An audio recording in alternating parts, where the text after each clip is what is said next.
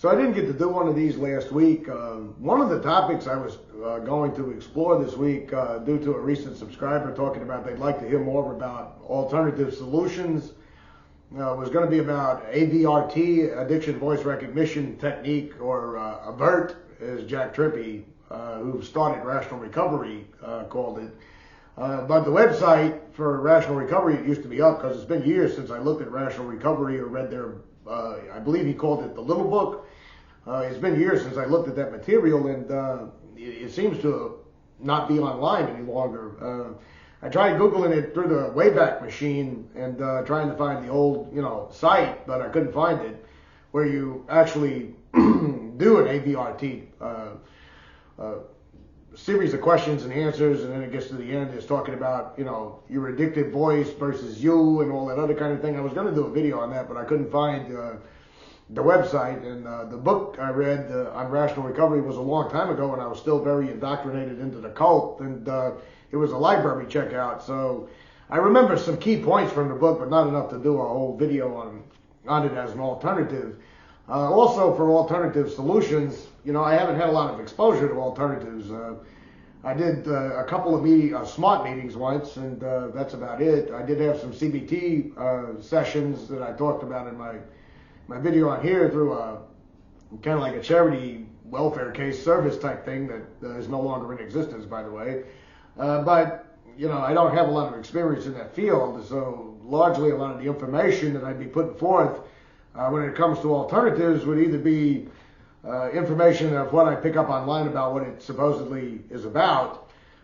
There's one particular subscriber I know of that says he used AVERT and Rational Recovery to quit drinking and has never looked back or never drank again. But I couldn't do the topic that I was kind of thinking about this week. So, I always have 2 or 3 of these floating around in the back of my mind anyway. But there was one I was going to do on redefining the word relapse, because there's a part of me, there's certain words. I was talking with a friend of mine about this not too long ago. There's certain words that, and I've mentioned it on here numerous times as well, there are certain words that the AA cult religion has ruined for me. Like spirituality, that's a word that just bothers me. The word resentment, and the word relapse. Even though, like Smart Recovery, I do know this much about, they have 2 different terms for addictive behavior, lapse and relapse, or at least they used to when I went there a long time ago. Like I said, 2 meetings, so I can't speak for all of it. Lapse being like if you had a hard day at work and you ended up drinking a half pint, on the way home. Or relapse, meaning that you, like you went on a drunken bender or something like that. But there was an article somebody posted online that was written, it was another AA hit piece about chronic relapsers, or serial relapsers as this article calls it, which I don't know if it's a newspaper article from the UK, so I don't know if they use the term serial relapser over there versus what I always heard in AA meetings that I went to, which was chronic relapser. That's what I got dubbed as. I thought I would do a little breakdown of the article there, because I kind of agree with what one person posted online, that they said the term serial relapser, chronic relapser, is treated like you've done something really immoral, like you've done something really wrong, or like it still kind of almost pushes that disease theory bullshit that, of disease, like, you've committed a sin, you've committed, like the way AA treats it, where you have to go in there and get the white chip and do the walk of shame, and all of that. In fact, there is a forum I'm participating in a little bit for those who are making the transition from cigarettes to vaping, and with the long-term goal of not doing any of it.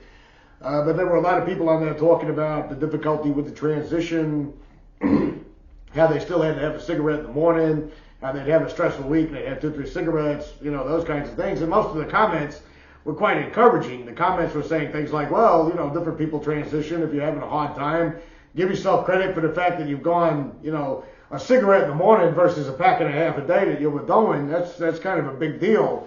Versus 3 packs a day versus 4 cigarettes a day if you're still smoking after certain, activities, like when you get off work or something like that. Still a major improvement over what you were doing. So pat yourself on the back and just keep moving forward.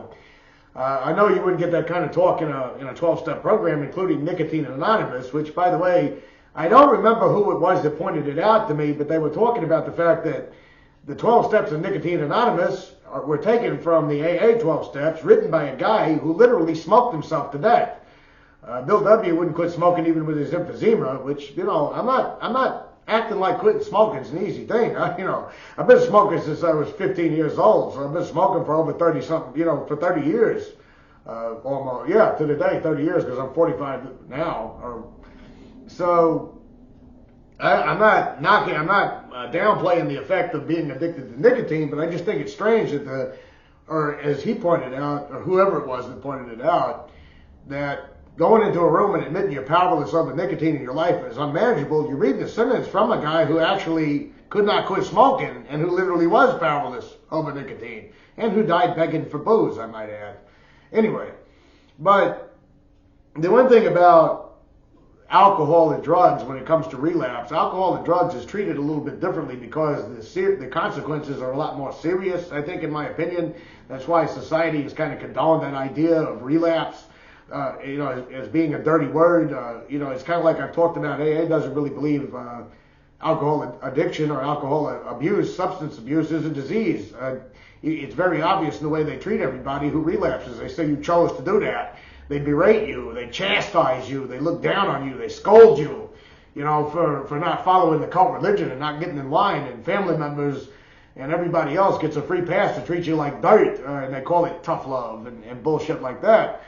So, there's serious consequences to smoking cigarettes like emphysema, secondhand smoke, or, but it's more of a subtle type of problem. You don't go into a blackout and get a DUI because you light a cigarette up.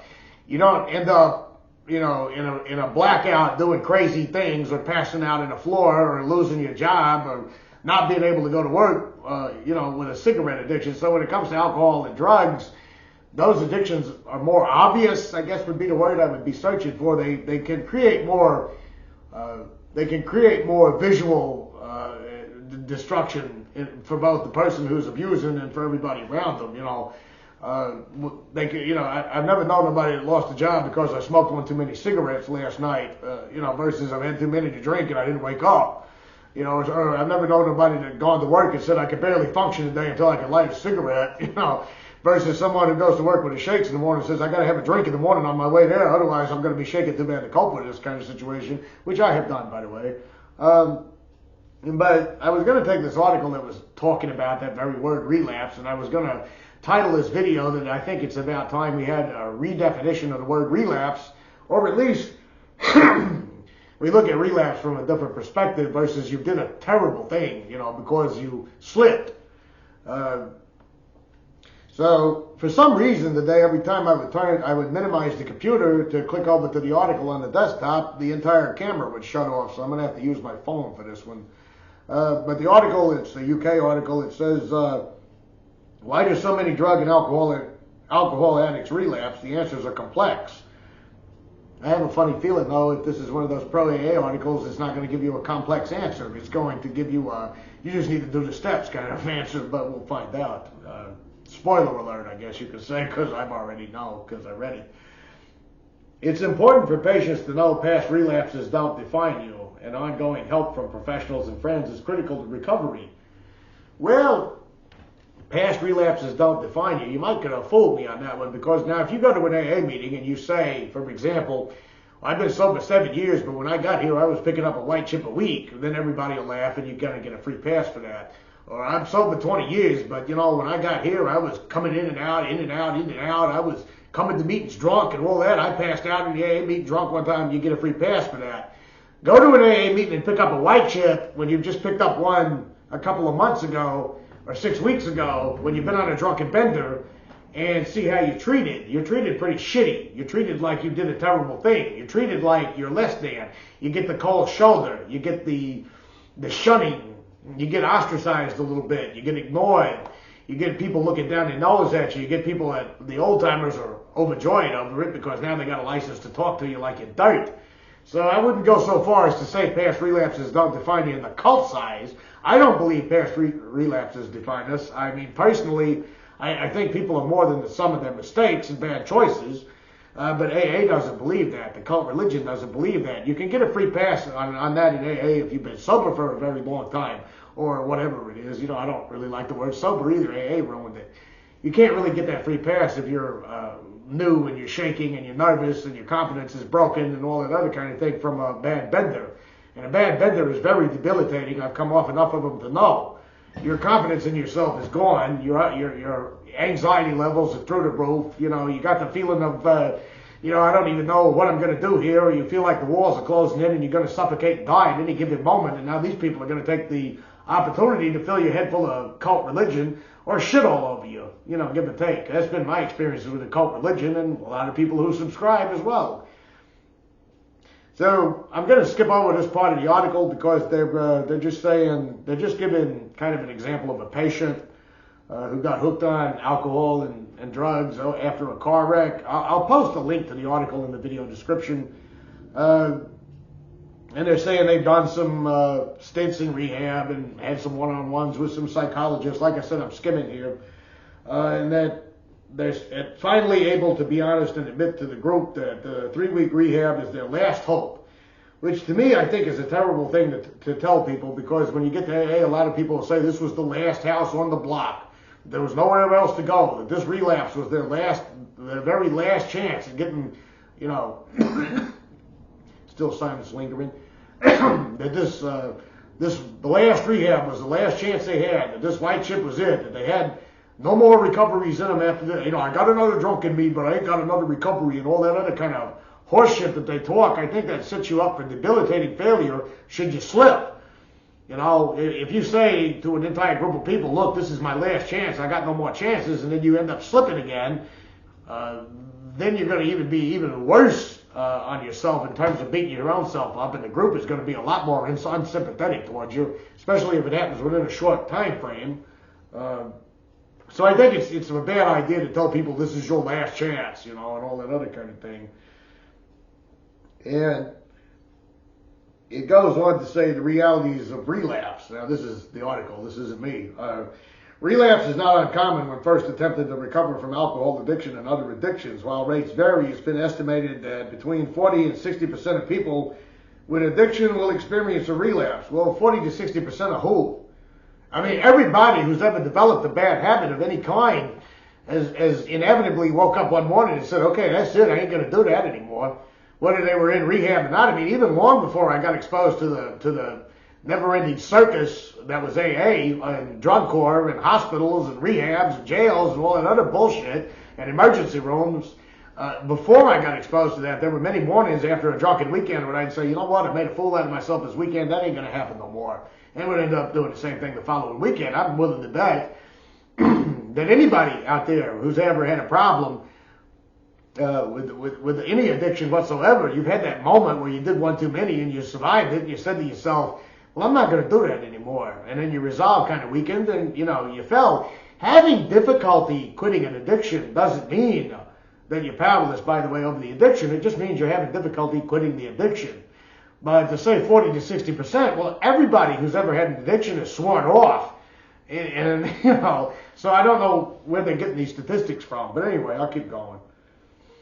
The most common reasons for relapse are having unrealistic expectations of how your new life is going to be. Well, I don't know.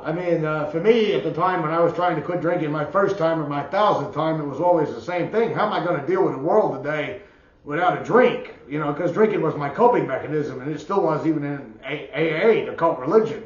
I didn't feel any spiritual relief or any miracle or anything else doing all 12 of those steps. I still had the same coping mechanism that I'd always had when I got to AA. My coping mechanism was to drink. So I didn't really have an unrealistic expectation that there was going to be this wonderful new world waiting right around the corner for me. Trying to continue to live your life the way you used to. Well, you see, that was a problem for me. Whenever I quit drinking, my life was continuing. Still the same job, same kind of work, same kind of people, same kind of family members that were always doing that to me, and same AA meetings. So, you're drunk one day and then you're sober the next day and you're still in the same world you were in. I know what the writer is talking about to one degree. If you're going to talk about people that that weren't necessarily in my boat, people in various situations that want to still go and do certain things. But I mean, I drive by a liquor store every day. I've been places where liquor is served. I've done that kind of thing after leaving AA, and I haven't had a problem staying away from the booze. AA telling me I was powerless and had to be on spiritually fit ground, as they call it in their literature, to be around those kinds of things. That never helped me one bit. So, but anyway, they go on to say other triggers that can lead to relapse of being unaware that stop drinking completely is the first step, and that you'll have to reshape your life to accommodate your recovery. Recovery has to come first. Okay, right there's my issue.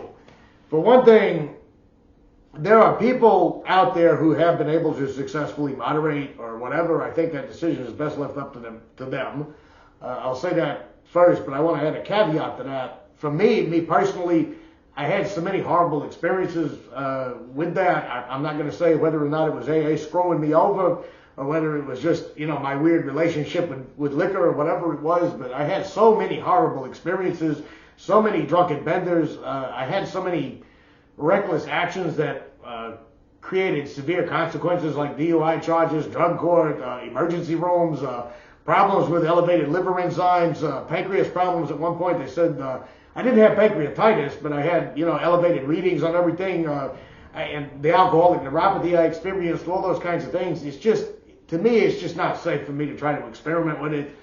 I'm not saying that you can't. I'm not saying that, but I don't personally recommend it. I think that's up to the individual. There are people out there who have left the cult religion of AA who weren't as severely off as I was, who say they do moderate successfully now. But for someone like me who had such a severe drinking problem and who just never just seemed to be able to drink normally for whatever weird psychological reason it was, which has not proven the cult religion true, by the way. So I'll add that's another caveat I want to throw in there. Just because you have a problem with an addiction or because you have a substance abuse disorder does not mean that you can automatically leap to the assertion that, well, see there, the cult religion is right. You have to turn your life over to God. You have to turn your life over to the group. You have to do a 4-step and make coffee and lick the old timer's boots for the rest of your fucking life. That's a huge leap and a huge jump to make. Not thinking about all the variables in between that might be going on. It's either this way or that way at all. It's a false dichotomy. But anyway, recovery has to come first. Well, what kind of recovery? You're talking about 12-step recovery has to come first. I'm pretty much willing to bet, throwing out another spoiler alert here, that's exactly what they're talking about. Many clients think that once they stop drinking or using, their problems will disappear. This is often referred to as the honeymoon period, and it will end. I guess in England they use honeymoon period. Over here they call it pink cloud.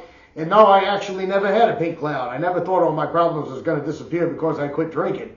The only thing I ever experienced as a result of quitting drinking was I felt a little bit better. I wasn't so nervous, anxiety-ridden, living my day all day long with the hope of trying to get to a bottle of booze in order to stop it. That was the only thing I expected. I did not expect any magical cures for a bunch of unpaid fucking bills and a bunch of other problems that were plaguing me all over the place when I finally quit drinking. I certainly wasn't expecting all that, so that's a bit of a bold assertion to make. The truth is, rewiring the brain can take up to 90 days after abstinence, and the more intense treatment is during those days, the more successful clients can be. Well, I've been to some intense treatment programs, including drug core, where it was really intense, and you were drug tested 3 times. You had to call in 3 times a day to see if you needed to take an alcohol test or not. And it didn't do me any good. In fact, it just made me more stressed out. In fact, the exposure to more culture indoctrination is all I ever encountered in inpatient treatment. So I'm gonna have to say, what can be asserted without evidence, as Hitchens once said, can be dismissed without evidence. Writer Johann Hari says the opposite of addiction is connection. There is my problem, and I'm going to have to read the rest of this before I delve in a little bit. I know this is I know I'm going a little long here, but anyway. Some clients benefit from 12-step programs in conjunction with treatment programs, which focus on the trauma of their underlying issues. You notice they didn't say 12-step programs and other alternatives to 12-step programs for those who don't want a spiritual solution. They just said, you have like one treatment center I was in, they called it co-occurring disorders, where they had you in therapy and where literally the therapy for your other problems, like whatever it may be, depression, anxiety, or whatever, they would talk to you in the rehab about, well, you know, do you have a sponsor? You know, can you call someone? Can you pray? I mean, that's their version of alternative treatments. But about this connection and support thing, I want to get to that. Connection and support are key to the recovery. Okay, but why does the connection have to automatically be assumed to be in AA or a 12-step program? Someone even commented about that online. How come it can't be with just a good friend? How come it can't be, you know, with a spouse or a family member? Or why can't it be, you know, a group of guys, you know, going to a gym or something like that? Why can't it be, you know, why does it have to be a 12-step thing for connection? How come you couldn't join a book club in a month? You know, read whatever the bestseller is. You know, connection with other people, to me, it was kind of like I talked about in my video when I worked in a supermarket. Connection to other people means not feeling like a freaking outsider.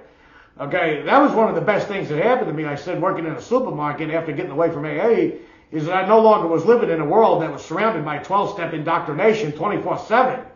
Okay, I was no longer this half-employable bum that was working in hard labor and just living in the meetings and all the spare time.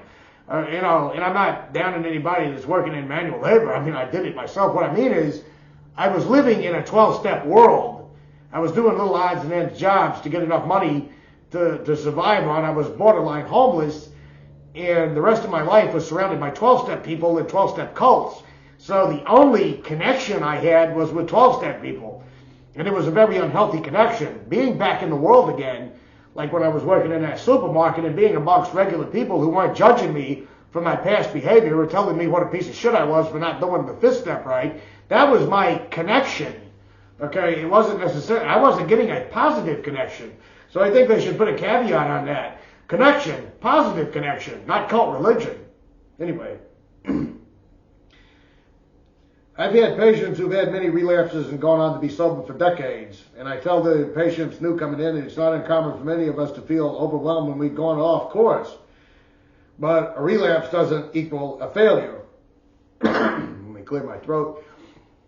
That reminds me of people that will tell you there's no losers in recovery, but then they'll turn around and tell you to stick with the winners. You know. It's essential that a person receives ongoing care and support to break the addiction cycle in early recovery and continue on their road to sobriety. Yeah, but you don't mention when you're early recovery, ongoing care, ongoing support. You're kind of hitting at 12-step here. You're not hitting at all the other alternative solutions. Like, what if 12-step spirituality doesn't resonate with me? What if the idea of turning my life over to a higher power doesn't resonate with me? What if what they're telling me in treatment about how, you know, I have to look at my part in being mugged and beaten up or something like that doesn't resonate with me? Then what? What are you going to tell me? What are you going to tell me I'm not willing? You're going to tell me I don't want to be honest. You're going to tell me I'm in denial. You're going to tell me, you know, all these other things. You're not going to say, well, maybe this particular program is not suited for you. Maybe you need to try another one. So I'm going to keep going.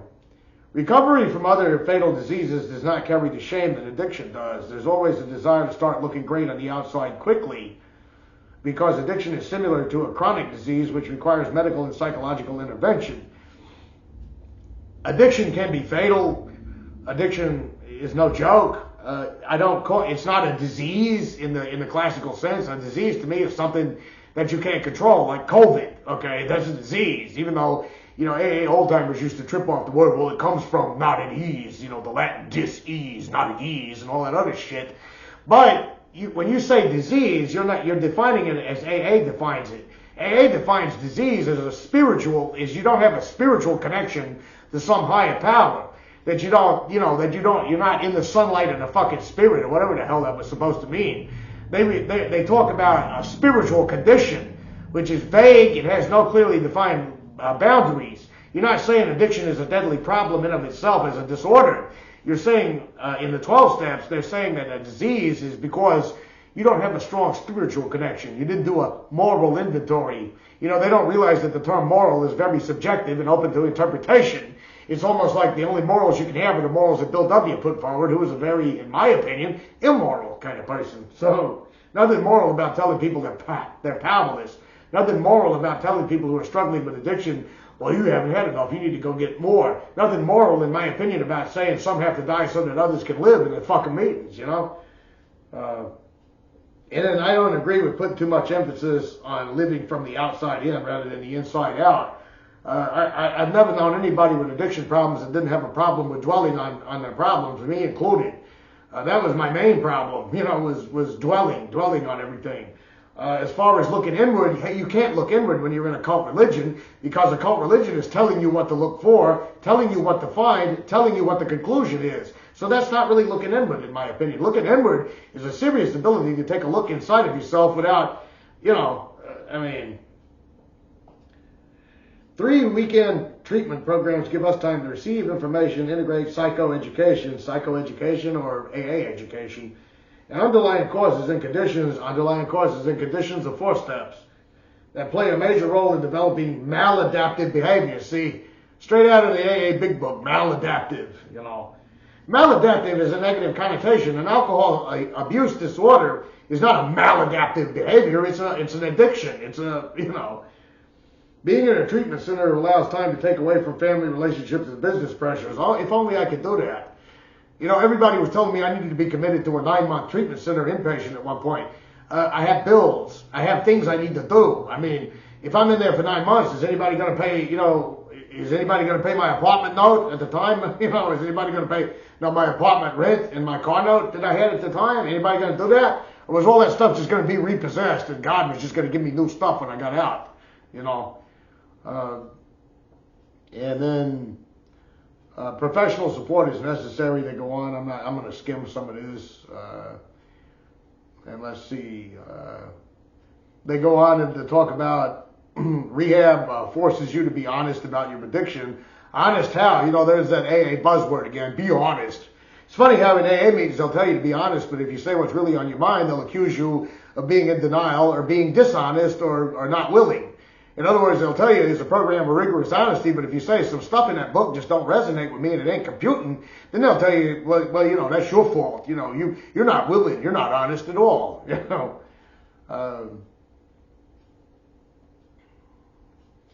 You know, they go on to talk about taking responsibility for your addiction. How am I going to take responsibility for my addiction if I'm powerless? But I'm trying to find another key point here. And I don't see, let's see.